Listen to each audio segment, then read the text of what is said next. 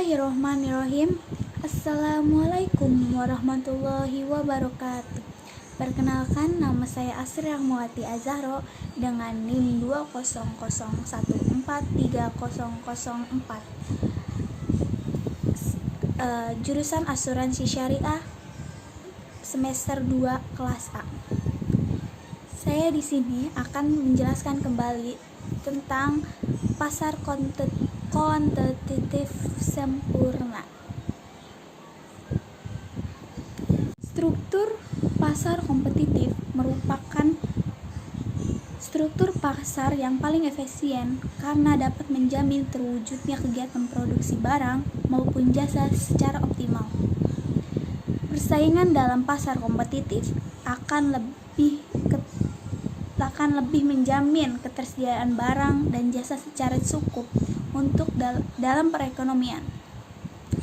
Setiap struktur pasar yang berlaku dalam perekonomian selalu memiliki dua aspek, yaitu permintaan dan penawaran.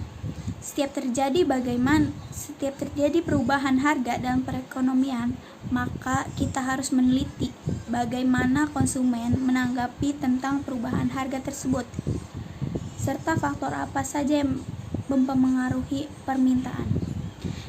Dari sisi penawaran, kita juga harus meneliti mengenai biaya dalam produksi barang dan jasa tersebut. Semakin mahal biaya produksi, maka akan semakin tinggi harga jual barang dan jasa yang dihasilkan.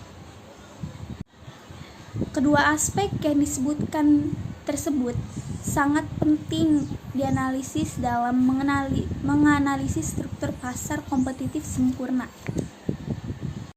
Ciri struktur pasar kompetitif sempurna: perusahaan memiliki peranan yang sangat strategis dalam perekonomian pasar.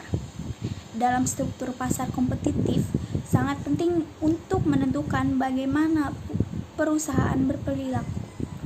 Berapa banyak barang dan jasa yang harus dihasilkan, bagaimana cara menghasilkannya, itu semua harus terjawab dengan baik agar struktur pasar kompetitif. Struktur pasar kompetitif adalah suatu struktur pasar yang memiliki ciri-ciri sebagai berikut. 1. Pasar dengan industri terdiri dari banyak perusahaan. Dalam struktur pasar kompetitif, jumlah perusahaan yang beroperasi sangatlah banyak, demikian juga dengan jumlah pembeli. 2. Price taker. Perusahaan dalam pasar kompetitif adalah pengikut harga. Setiap perusahaan yang beroperasi dalam struktur ini tidak memiliki kemampuan untuk mempengaruhi harga pasar hingga perusahaannya hanya sebagai pengikut harga dari yang berlaku. Harga ditentukan berdasarkan interaksi antara produsen dan konsumen. 3. Barang yang dihasilkan identik. Setiap barang yang dihasilkan dalam struktur pasar kompetitif memiliki kesamaan sehingga sulit membedakan produksi perusahaan dengan perusahaan lainnya. Karena sifat barang yang identik ini, maka konsumen tidak akan dapat memilih untuk membeli barang yang diproduksi oleh perusahaan A, misalnya. 4. Mudah masuk dan mudah keluar. Setiap perusahaan yang ingin beroperasi dalam struktur ini mudah untuk masuk ke dalam struktur tersebut. Tidak diperlukan modal yang besar untuk beroperasi dalam pasar kompetitif. 5. Informasi yang sempurna. Meskipun jumlah pembeli sangat banyak, tetapi setiap pembeli memiliki pengetahuan yang sempurna tentang pasar, terutama tentang harga barang yang diperjualbelikan. Karena konsumen mengetahui harga yang berlaku, maka setiap perusahaan tidak bisa menjual barangnya melebihi harga pasar. Tujuan dalam struktur pasar kompetitif adalah menghasilkan laba secara maksimum. Pendapatan perusahaan kompetitif. Setiap perusahaan dalam struktur apapun berusaha untuk menghasilkan laba yang maksimum. Pendapatan dari hasil penjualan presentasi dari harga dikalikan jumlah terjual. Secara umum dikenal terdapat beberapa jenis pendapatan, seperti pendapatan marginal, pendapatan rata-rata, dan pendapatan total. Pendapatan rata-rata average revenue atau disingkat AR merupakan jumlah pendapatan yang diterima oleh perusahaan dibagi dengan jumlah produksi yang terjual. Konsep yang lain mengenai pendapatan dalam struktur kompetitif yang perlu kita pahami adalah pendapatan marginal, margin revenue, MR. Pendapatan marginal adalah tambahan pendapatan yang diterima oleh perusahaan karena menambah penjualan satu unit produksi. Pendapatan marginal selalu dihitung berdasarkan penambahan satu unit. Mencari keuntungan. Secara ekonomi, tujuan perusahaan dalam mencari keuntungan yang maksimum. Keuntungan dapat dibagi menjadi dua jenis, yaitu keuntungan jangka pendek dan keuntungan jangka panjang. Berikut ini dijabarkan bagaimana menghitung keuntungan yang didapat oleh perusahaan. Dalam konsep perhitungan pendapatan, kita selalu membandingkan antara pendapatan total dan yang diperoleh dengan biaya total yang dikeluarkan. Pendapatan total diperoleh dari penjualan hasil produksi. Untuk menghitung keuntungan perusahaan, kita dapat melakukan dengan dua cara. Pertama, membandingkan antara pendapatan total dengan biaya total. Kedua, dengan mencari titik di mana pendapatan marginal sama dengan biaya marginal. Dalam menjelaskan kedua cara tersebut dapat menggunakan bantuan tabel atau penjelasan gambar. 3. Kondisi pasar kompetitif. Perusahaan dalam pasar kompetitif dapat mengalami 3 kemungkinan dalam kegiatan operasionalnya. 1. Perusahaan mendapatkan keuntungan. Kondisi ini ditemui jika pendapatan total lebih besar dari biaya total, sesuai dengan ciri dan karakteristik pasar kompetitif sebagaimana dijelaskan sebelumnya, maka tiap perusahaan dalam pasar tersebut hanya mendapatkan keuntungan normal. Keuntungan normal diperoleh jika pendapatan marginal berada di atas titik rendah kurva average cost. Jika terdapat perusahaan dalam struktur kompetitif mendapatkan keuntungan besar dengan mudah, akan mengundang perusahaan lain untuk ikut dalam pasar tersebut hingga keuntungan yang didapat akan lebih kembali keuntungan normal, dan hal ini akan selalu terjadi dalam pasar kompetitif. 2. Perusahaan mengalami kerugian, tetapi masih mampu menutupi biaya tetap rata-rata perusahaan.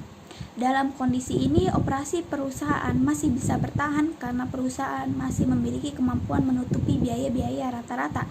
Pada kondisi ini, kurva marginal revenue berada di bawah titik terendah dari kurva average cost, tetapi masih di atas titik terendah kurva average variable cost.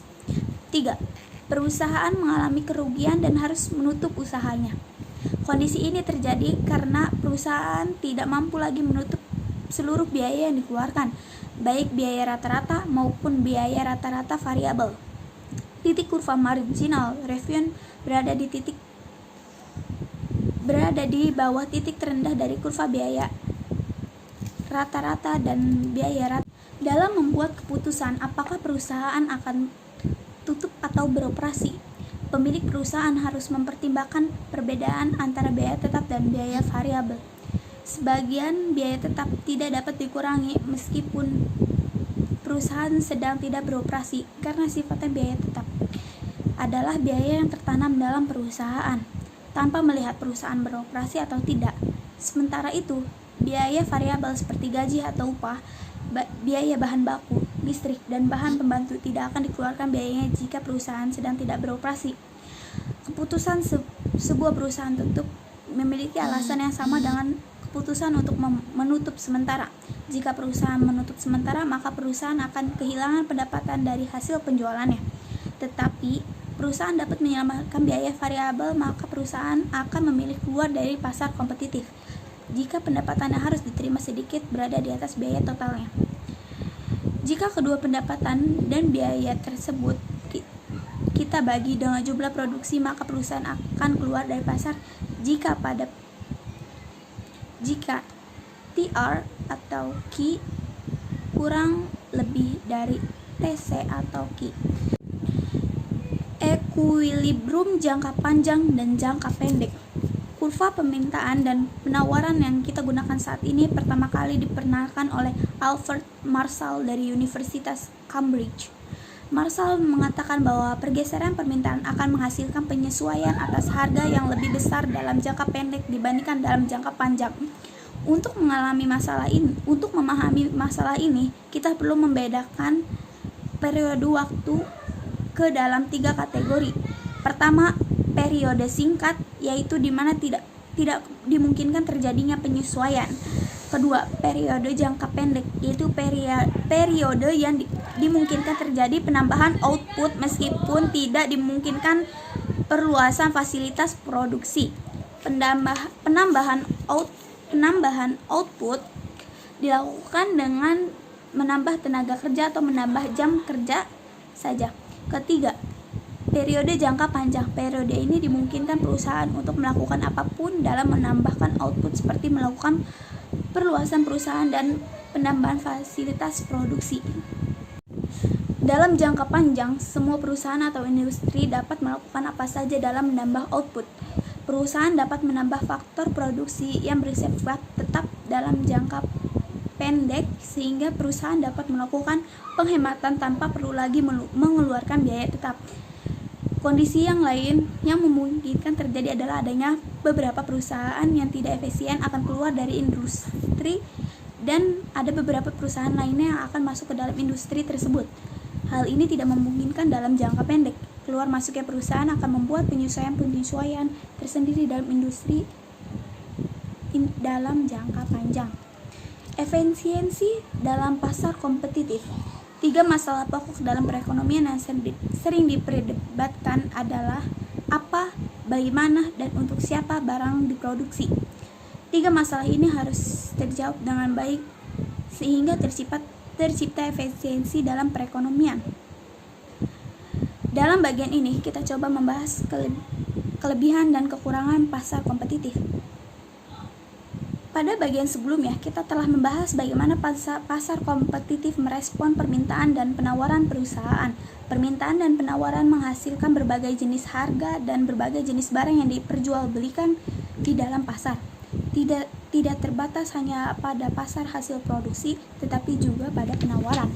Dalam pasar faktor produksi, permintaan dan penawaran tenaga kerja menentukan upah yang paling rasional bagi seorang pekerja. Menjelaskan kebaikan pasar kompetitif terutama dilihat dari efisiensi. Efisiensi dalam pasar kompetitif dapat dijelaskan dengan 2 konsep, yaitu efisiensi alokatif dan efisiensi produktif. Suatu perekonomian dianggap efisien apabila perekonomian dapat diorganisir untuk memberikan sebanyak mungkin barang dan jasa kepada konsumen dengan asumsi bahwa teknologi dan sumber daya tetap. Efisiensi alokatif terjadi ketika tidak memungkinkan melakukan reorganisasi produksi yang dapat menyebabkan seorang menjadi lebih baik tanpa menyebabkan orang lain menjadi buruk. Pada kondisi ini, kepuasan seseorang hanya akan dapat ditingkatkan hanya dapat menurunkan kepuasan orang lain. Alokasi sumber daya dikatakan mencapai maksimum apabila terpenuhi syarat berikut. Harga setiap barang sama dengan biaya marginal untuk memproduksi barang tersebut. Efisiensi produktif. Persyaratan yang harus dipenuhi untuk mencapai efisiensi produktif adalah pada setiap tingkatan produksi, biaya yang dikeluarkan adalah biaya yang paling minimum. Penggunaan kombinasi faktor produksi untuk menghasilkan barang dan jasa haruslah kombinasi faktor dengan biaya yang paling minimum. Syarat kedua, setiap industri haruslah menghasilkan barang-barang yang biayanya rata-rata paling rendah. Setiap industri menghindari memproduksi barang dan jasa dengan biaya rata-rata tinggi. Apabila industri mencapai 2 persyaratan tersebut, maka dapat dikatakan efisiensi produksi tercapai. Struktur pasar kompetitif selalu dapat mewujudkan kedua jenis efisiensi di atas. Dalam pasar kompetitif, alokasi sumber daya, harga, dan jumlah produksi ditentukan oleh efisiensi. tidak satu kekuatan pun dalam pasar yang tidak mempengaruhi harga, distribusi, dan produksi. Dengan adanya kebebasan dalam distribusi dan produksi, maka masyarakat memiliki kebebasan dalam memilih barang yang akan dikonsumsi. Batasan-batasan dalam pasar kompetitif. Pasar kompetitif di samping memiliki banyak sisi positif, tetapi juga memiliki batasan-batasan atau kelemahan. 1. Inovasi tidak berkembang dalam pasar kompetitif. Perkembangan teknologi dan biaya kreasi sulit berkembang dalam pasar kompetitif. Perusahaan yang mencoba untuk mengembangkan teknologi dan metode baru kurang mendapat intensif dari usaha mereka karena teknologi dan inovasi dengan mudah ditiru oleh perusahaan lain. Tidak ada satu perusahaan pun bisa mendapatkan keuntungan dari inovasi yang mereka lakukan dalam jangka panjang, karena keuntungan yang mereka dapatkan akan mengundang perusahaan lain untuk masuk ke dalam industri tersebut. Di samping alasan yang sulit berkembang inovasi, dalam struktur kompetitif, teknologi sulit berkembang karena jumlah perusahaan yang cukup banyak dan pada umumnya berukuran kecil sehingga tidak cukup uang untuk mengembangkan teknologi, apalagi menemukan teknologi baru. Pengembangan teknologi baru tentu saja membutuhkan modal yang cukup besar, diperlukan sumber daya yang cukup baik, dan perangkat pendukung yang memadai. Tentu saja perusahaan kecil tidak memiliki itu semua. 2. Eksternalitas negatif. Pasar kompetitif, seperti dijelaskan sebelumnya, memang dapat beroperasi dengan efisien, akan tetapi kadangkala perusahaan dapat menimbulkan biaya sosial bagi masyarakat seperti terjadi pencemaran lingkungan. Eksternalitas negatif. 3. Konsumen terbatas. Karena ciri dari pasar kompetitif menghasilkan banyak barang yang identik, artinya barang yang dihasilkan oleh banyak perusahaan memiliki kemiripan, sehingga konsumen tidak bisa membedakan salah satu perusahaan. Ini tentunya membuat konsumen tidak bisa memilih dalam melakukan konsumsi, karena semua barang identik. Sekian dari saya, kurang lebihnya mohon maaf bila ada salah-salah kata. Wabillahi taufiq wal hidayah. Wassalamualaikum warahmatullahi wabarakatuh. Setiap pesaing dalam pasar kompetitif, nilai produksinya kurang berarti dalam struktur pasar kompetitif sehingga berbentuk kurva permintaan perusahaan tersebut datar atau elastis sempurna. Produsen dalam pasar persaingan kompetitif dapat dijual semua barang yang dihasilkan pada harga yang berlaku di pasar. Memaksimumkan laba berarti memaksimumkan selisih antara penerimaan dan biaya perusahaan, atau memaksimumkan selisih antara pendapatan total dengan biaya total. Pendapatan total merupakan perkalian antara harga dengan jumlah produksi yang terjual. Sementara itu, biaya total merupakan perkalian antara biaya rata-rata untuk menghasilkan suatu unit produksi dikalikan dengan jumlah unit yang dihasilkan. Laba merupakan jumlah dana yang dapat digunakan untuk investasi kembali dalam bentuk perluasan perusahaan, membangun pabrik baru, menambah peralatan, dan lain-lain. Semua kegiatan tersebut meningkatkan nilai perusahaan bagi pemiliknya. Oleh karena itu, perusahaan dalam struktur kompetitif hanya menerima harga pasar, maka setiap unit barang yang terjual adalah pendapatan tambahan yang akan diterima oleh perusahaan. Jumlah produksi suatu perusahaan hanya sebagian kecil dari keseluruhan produksi pasar. Jumlah produksi pasar merupakan penjumlahan dari produksi masing-masing perusahaan dalam struktur tersebut. Karena jumlahnya masing-masing perusahaan sedikit, maka perusahaan hanya mengikuti saja harga yang berlaku di pasar. Berapapun besar jumlah produksi yang dihasilkan, perusahaan tidak dapat mengubah harga yang berlaku di pasar.